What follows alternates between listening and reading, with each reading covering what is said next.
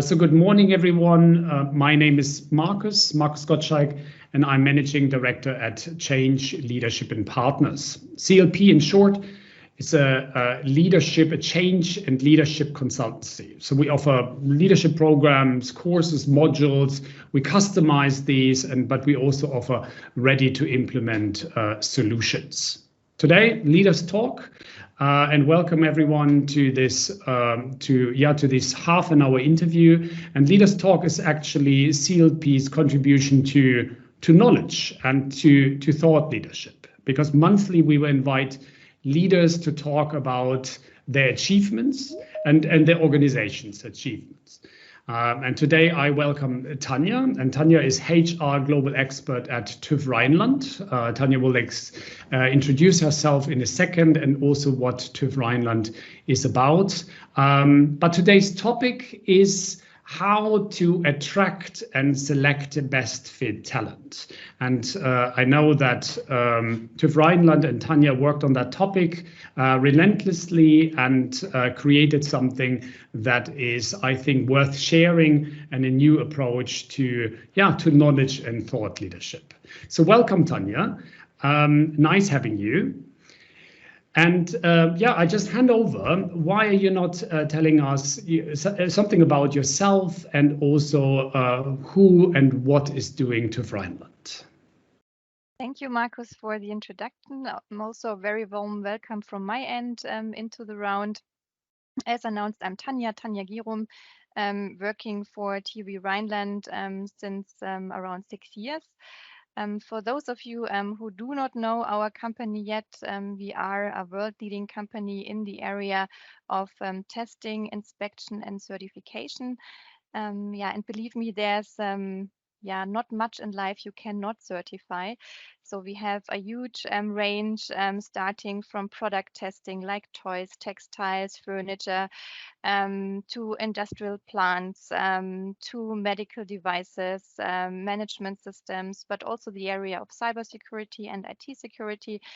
So the range is pretty big. Recently, we also started moving more and more in the area of sustainability services like COT footprint certification to help companies to get to net zero. So climate and environmental protection is also one of our strategic pillars. I'm not working in the technical area. I'm working in HR. I'm specifically in the office HR solutions. I will share a few slides in a second, and then I guess it becomes clearer what we are responsible for as an organization. I'm a psychologist from background. I'm still passionate about psychology and people and everything related to it. And I have around 20 years of working experience in different HR positions. That's brilliant. Thank you very much, Tanja. You're welcome. Okay, so then let's start. Let's start with our focus topic. And the first question I have for you is, so why is recruitment a focus topic at TÜV Rheinland? So what's the driver for having this on your daily agenda?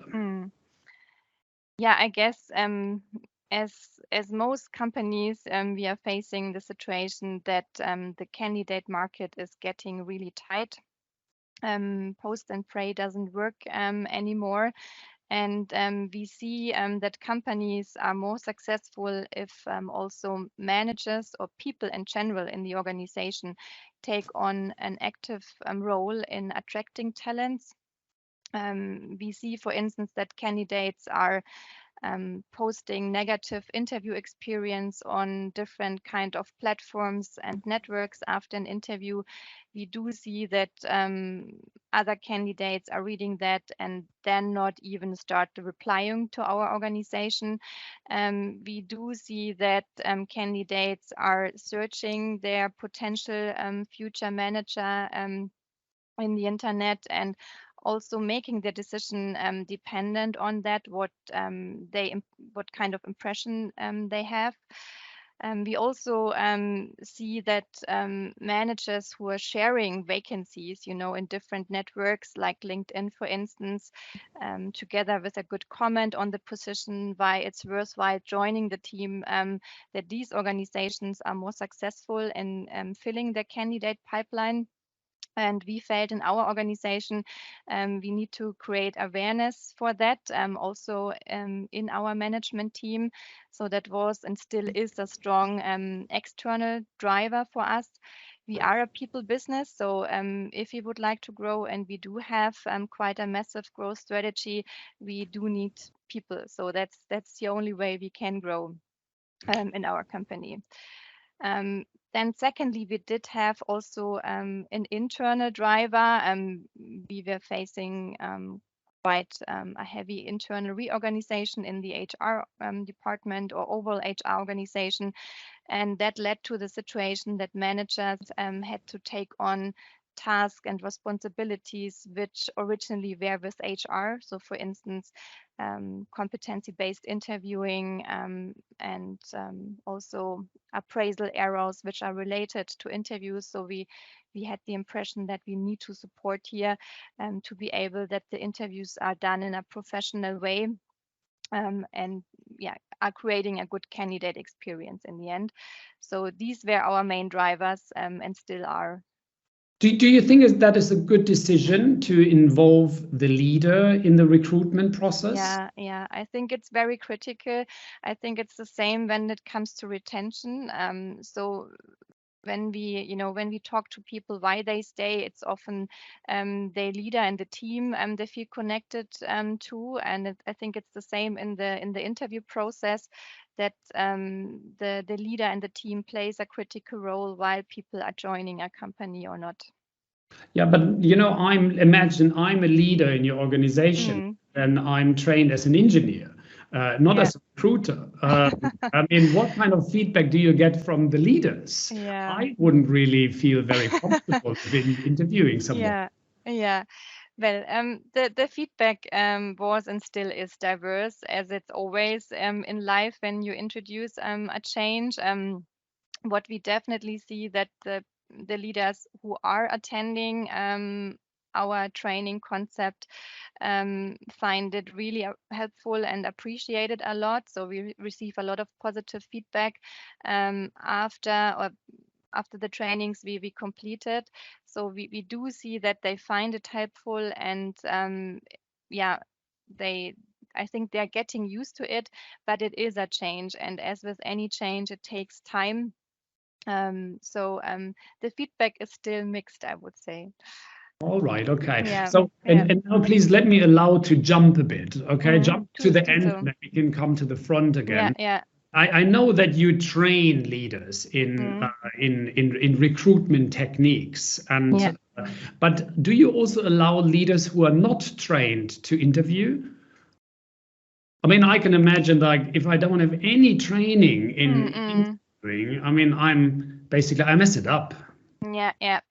Well, we are a global organization, and we cannot really control it globally that every manager has attended an interview training before he or she conducts an interview. So it definitely happens that managers attend an interview and they are not yet trained. But we also see that this is not always a good situation, so that we do see that at networks that candidates are complaining from time to time about the experience they are having in an interview with us as an organization. And I think it's also not due to other organizations. You can see that, I guess, at any type of organization, that they're struggling with good candidate experiences. So we are still working on it, and what we definitely see is that there is an improvement once people are trained, they practice, there's an awareness, and it's not that the candidates running for us as a company anymore. We also need to promote us as an organization to be able to be successful on the market. Yeah, absolutely. And you just mentioned that applicants are more tech savvy, look you up in the internet. They're looking at Glassdoor. They're looking at LinkedIn. They want to know the people they're dealing with.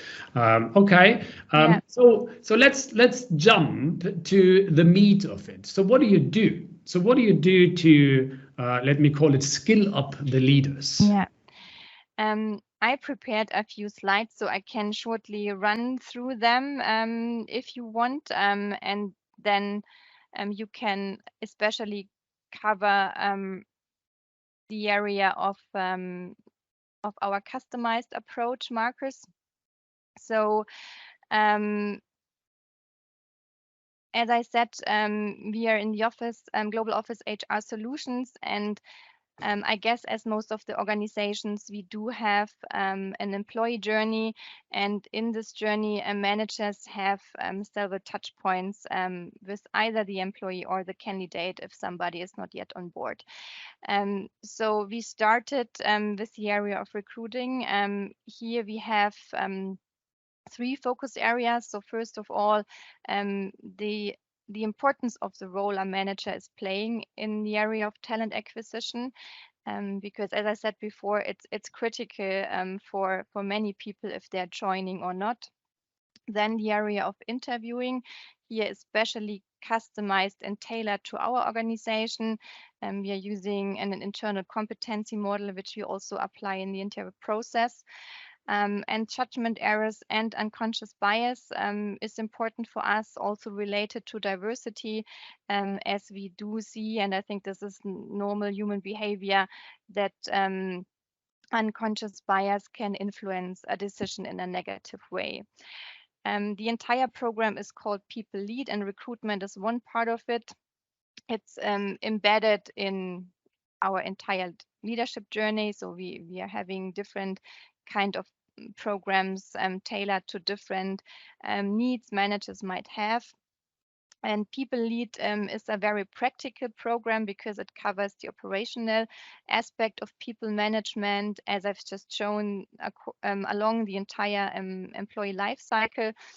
And specifically for recruitment, we were focusing on a combination of methods because we feel that it works the best if people can choose from different options.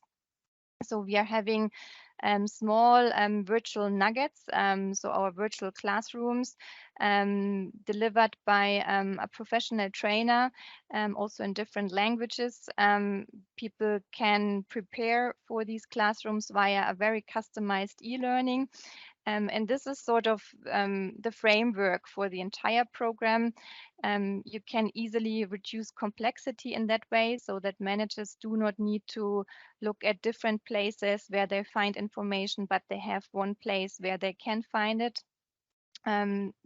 Then for us, it's also related to an IT tool. I guess also as many organizations, we are using an applicant tracking system and a recruitment system. In our case, it's SAP SuccessFactors. And here managers also have a certain responsibility. So it's also embedded into the entire program. And for those who would like to know more and would like to learn more, we have also digital content from various providers in our learning management system, so that for those people who would like to know more, they can do it anytime and optional. So this is the framework, the overall framework. Tanja, that's brilliant. It was a bit fast for me. Can you jump back to slide number 2? Let's start at the beginning. Yeah.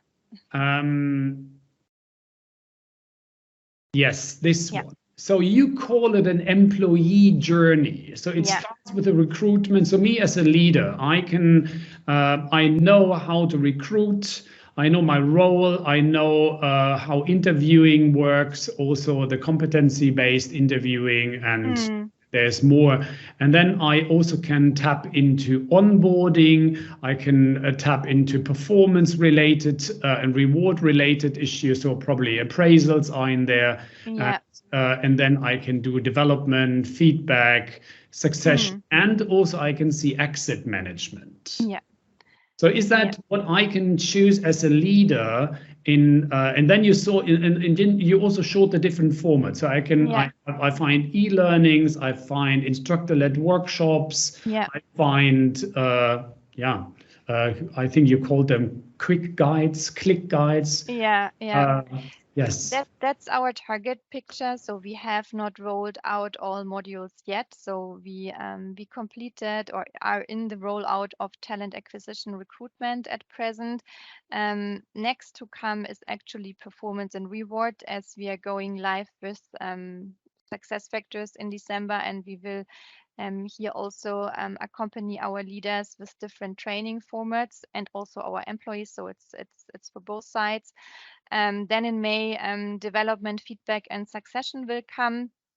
And at this time, also onboarding will come because it's related system-wise. And exit management, when waste part is the last module we are intending to offer.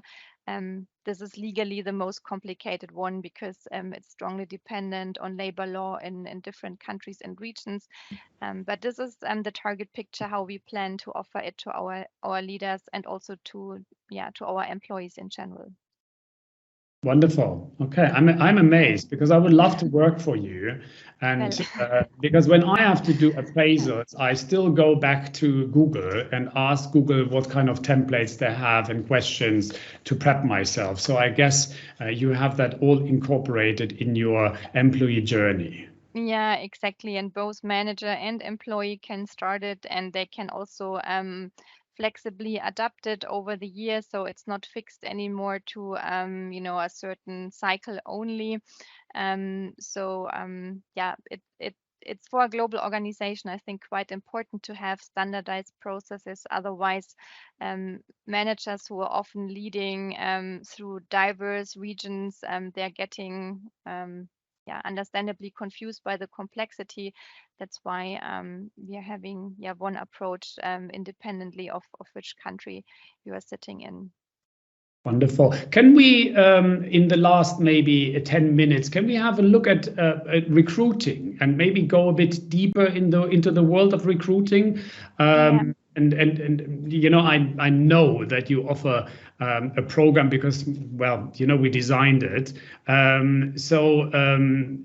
Can we maybe just see what's the outcome here? I mean, how does it really look like? And maybe what we also can see, what's the feedback of participants or leaders? How do they experience what you designed? Yeah, so for the program itself, Marcus, it would be great if you, probably share the e-learning we created, because here you see the journey people are having during the program. And I can then, once we did so, a little bit, tell you more about the feedback we received. All right. Okay. So can you see the e-learning successfully attract and select best fit talent? I can see it, yes. So I guess the others. All right. Okay. So too. All right. Okay. No, perfect. Then I help you out. So this is a hybrid or a blended learning approach to how to recruit and attract and select best fit talent. It is hybrid. It is a 6-week program. It is hybrid because it is an e-learning plus has different skill trainings in between. So you can see there is an introduction, which is the e-learning, so why this is all about and why it is important.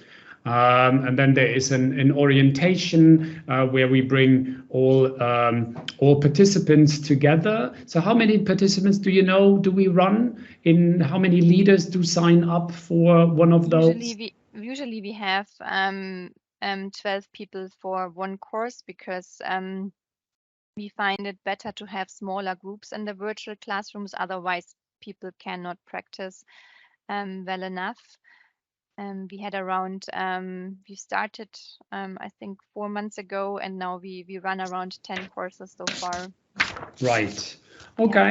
So, and then you can see there's different modules. So these are e-learning modules, all about winning the war for talent, creating awareness, but also, leaders develop their virtual brand.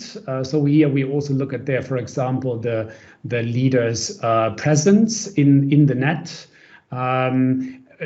Module number 2 is then more about biases and overcoming biases, but also your competency-based approach to interviews, which you mentioned earlier, labor laws. And then, as I can see, there comes skill training. So here is always instructor-led skill trainings to practice what was preached earlier. So what the participants could work through in a asynchronous way.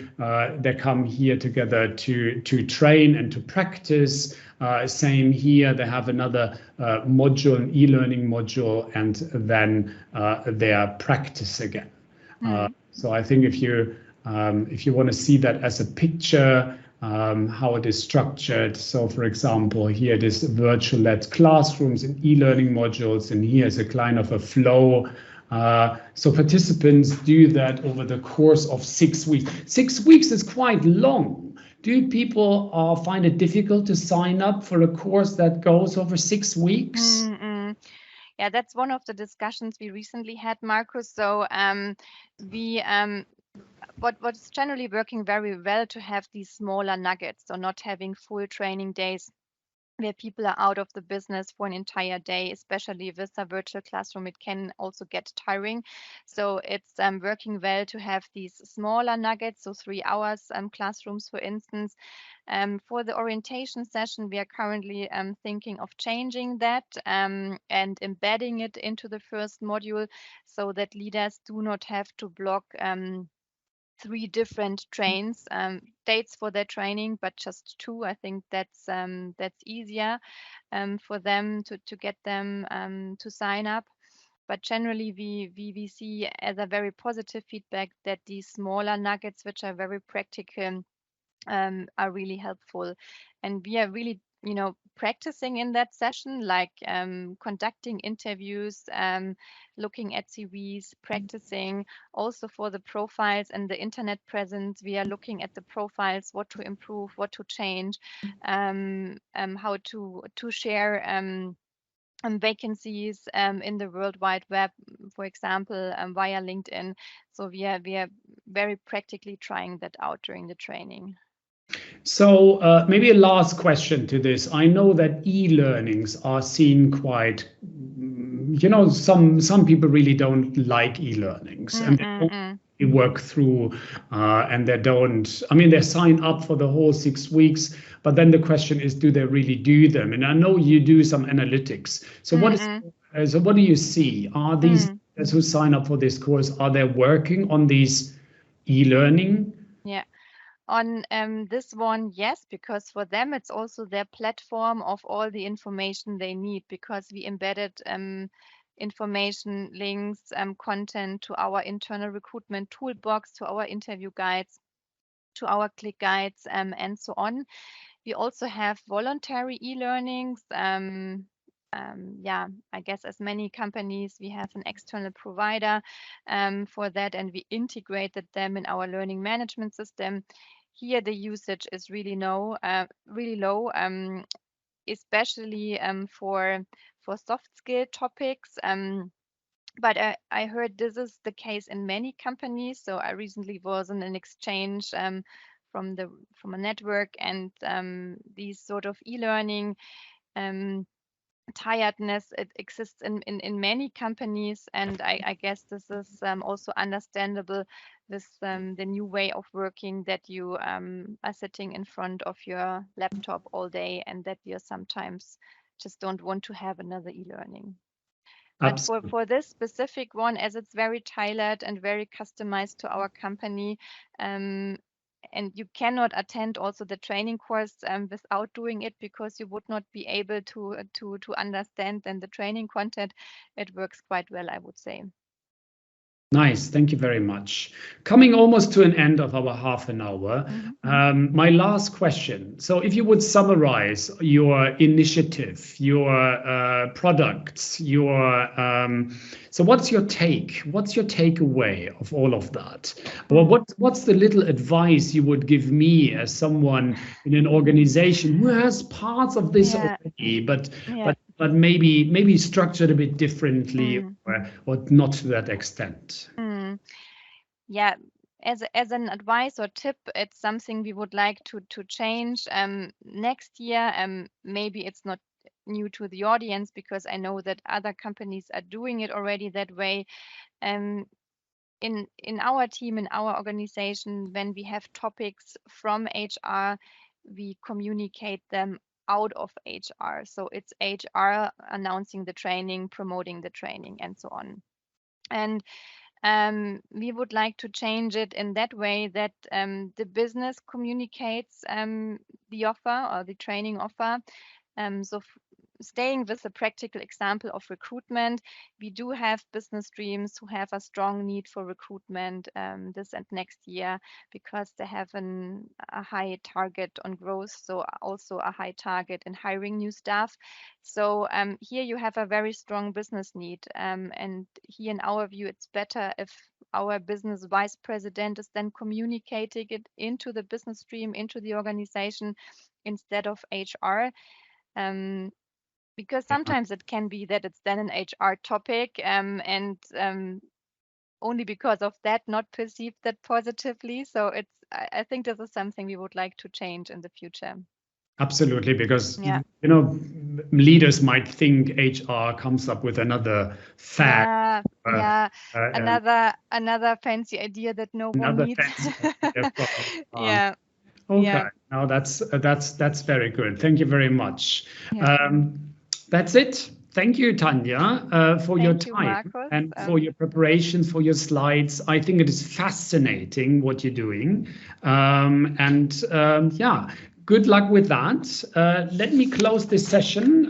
Maybe a couple of words from my side. This webinar was recorded, so you will get the recording soon. Also, you can find the recording on our website for your colleagues if you like to. If you would like to be interviewed, or if you know someone who can share something, knowledge, achieved something in the organization, please reach out. You can sign up on our website. And in my next interviewee is actually a CEO at Citadello, and Citadello is a cybersecurity organization, and we are talking about how the leader's role in preventing cybercrime.